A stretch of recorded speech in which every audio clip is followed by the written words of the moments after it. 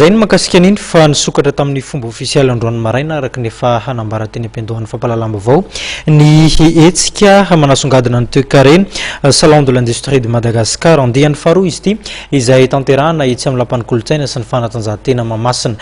Ny filohan'ny Repoblika Rajaonary Mampianina no isan'anome voninahitra izany fotoana izany.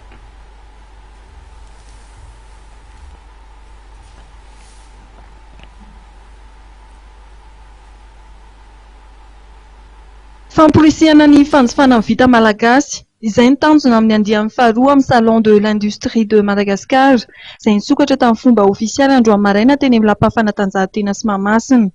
Nandritra ny kabary nataony dia nanamafy ny filohan'ny Repoblika Hery Rajaonary Mampianina fa rehefa miresaka indostria dia manaraka ho azy ny fampandrosoana kanefa dia mitaky fandriampahalemana sy fitoniana izany fampandrosoana izany.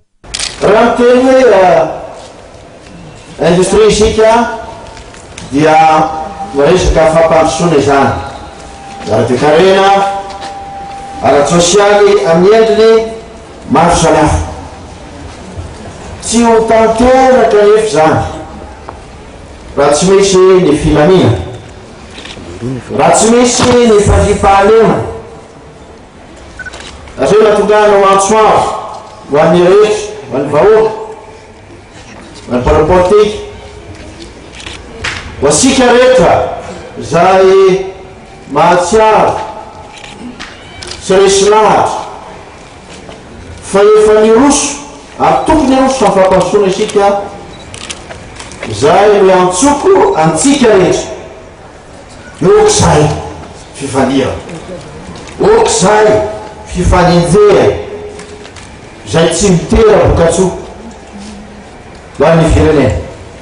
Aoka hibanjina ny tombotsoan'ny vahoaka isika, aoka hibanjina ny fampandrosoan'ny firenena isika satria izany no avy voalohany izay ataontsika dia ny fandraisena ny fahatrana. Tsapa ihany koa ny filoha ny fahasahian'ny indostria malagasy raha tsy ilaza afa-tsy ny resaka famatsiana herinaratra, lafo ny fandoavan-ketra ary koa ny filaminana. Apetraka noho izany ho izy ny fiarahamonina mirindra ahafahana mampandroso ny fanarenana ara-toe-karena sy ny fandraharana eto Madagasikara. Nampanantena ihany koa ny sendikan'ny indostria malagasy izay anisan'ny mpiara-miombona antoka tamin'ity foaraben'ny indostria ity fa hifanome tanana amin'ny mpitondra anjara biriky entiny amin'ny fampandrosoana ny firenena. Mitaky hetsika matipaika sy tontolo madio izany sehatra fampandrosoana ary industrialy izany. Ity foarabe ity dia ahafahan'ireo mpandray anjara rehetra mifanerasera eo amin'ny resaka fandraharana.